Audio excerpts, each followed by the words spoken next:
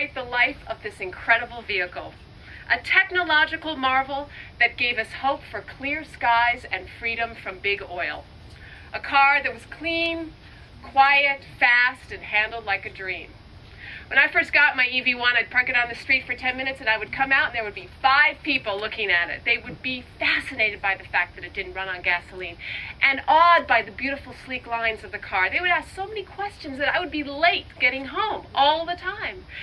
And when they drove in that car, because don't tell my mother, but I do give a lot of strangers rides around the block, they, to every single one of them got that EV smile, which is a cross between, oh my gosh, I can't believe I'm in an electric car, and oh my God, it drives like a race car.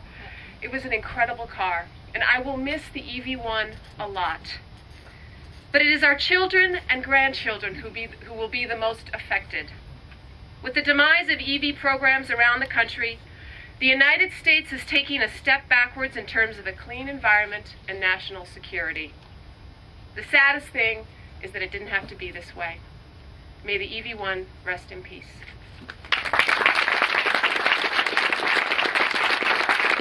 Ladies and gentlemen, we are wrapping up. We do have a few more speakers. I do appreciate your sitting through so we can properly mourn this friend. Alec, if you would be so kind. Hello, I'm Alec Brooks with AeroVironment. As someone who was involved in the EV1 during its formation, I would like to share a few thoughts with you. This is, of course, a sad day for the EV1, but not for the future of electric vehicles. The EV1 traces its ancestry back to the Sun Racer and the Impact. I have here today with me the proposal to GM for creating the Impact, or which would be called the Impact. This was dated July 22nd, 1988, or almost 15 years ago.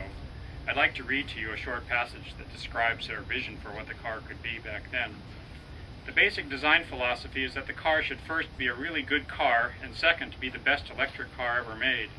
The vehicle will be a delight to drive, fast acceleration with instant response, nimble handling, and turbine-like sounds emanating from under the hood. A vehicle that a car enthusiast would want to drive just because of the way it drives, not because it is electric. At the time, we never expected that there would be a production program, but amazingly GM went forward with production and the resulting product closely matched the original vision. The EV1 team at GM was incredibly dedicated to the task before them, and in spite of many bumps in the road, did get a great product out into customers' hands. But what happened then? Why are we here today at a funeral for the EV1? The answer is, of course, very complicated, but let me share with you my perspective on one of the reasons. The EV1 was designed to squeeze good performance out of inexpensive lead-acid batteries. It was purpose-designed for high efficiency and light weight. The Gen 2 EV1 with Panasonic lead-acid batteries really hit the mark. It was what the EV was meant to be. But along the way, the California Air Resources Board entered into an ill-conceived Memorandum of Agreement, or MOA, with each automaker. The MOA stipulated that automakers would produce a certain number of EVs with advanced batteries. There was no recognition of other vehicle factors that contributed to driving range. GM, who had invested in making a vehicle efficient enough to use lead-acid batteries, was now saddled with putting expensive batteries into the EV1. Problems encountered in redesigning the car to accept these batteries caused a year-long delay in 1999, which affected vehicle availability. And advanced batteries essentially doubled the manufacturing cost of the EV1. I believe this has a lot to do with why GM lost interest in the vehicle and why we're here today. But the future for EVs looks great. The technical and marketing progress, or manufacturing progress since we wrote that proposal 15 years ago has been remarkable. Batteries now have 6 times the energy per pound as they did back then, with a cost per kilowatt hour lower than current lead-acid EV batteries. The high-volume manufacturing cost of EVs has been proven out. Toyota's upcoming 2004 Prius, which starts at less than $20,000, is at its core a complete EV, but with an engine and a little battery pack in place of a bigger battery pack and no engine. Toyota could produce an EV Prius with 140 miles range and sell it for little if any more than a hybrid Prius. 300-mile fast-charge EVs with lifetime batteries are just around the corner. Really good EVs are now possible. Which automaker is going to take the lead?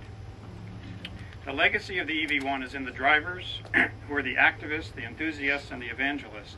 and great early adopter market for the next great EV. It will happen. Thank you. We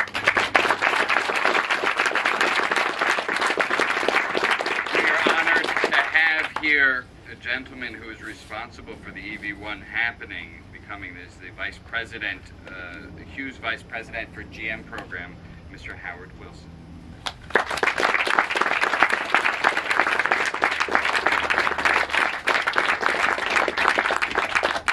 Good afternoon. Alec and I worked for a long time together, and our thoughts run parallel ways. So some of the things that I was going to say, he's already said.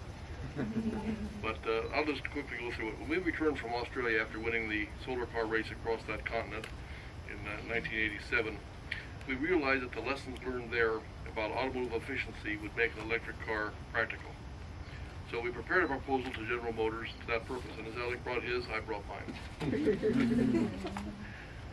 When the demonstrator that we built met all the requirements set forth in the proposal, Roger Smith, the General Motors CEO, I might put aside Michael Moore be damned,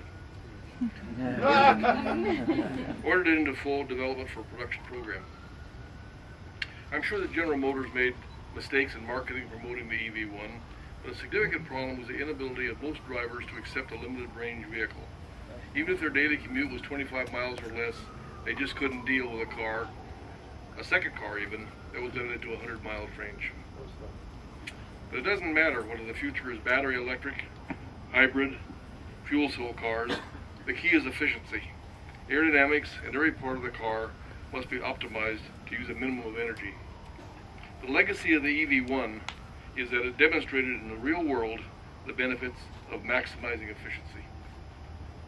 Yesterday, 20 solar cars arrived in Claremont after traveling from Chicago. They ran 55 miles an hour across the country using 1 to 2 horsepower. These cars were designed and built by teams from universities throughout U.S. and Canada. Each team has about 15 to 50 members. This is the 7th such race. A new generation of engineers is being born, one that is extremely sensitive to the importance of energy conservation through maximizing efficiency.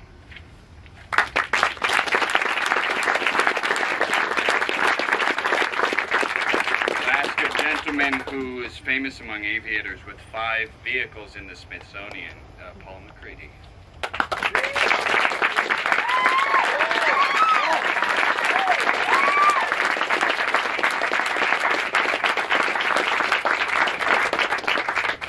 It actually was probably 1985 we put a proposal into General Motors for the basic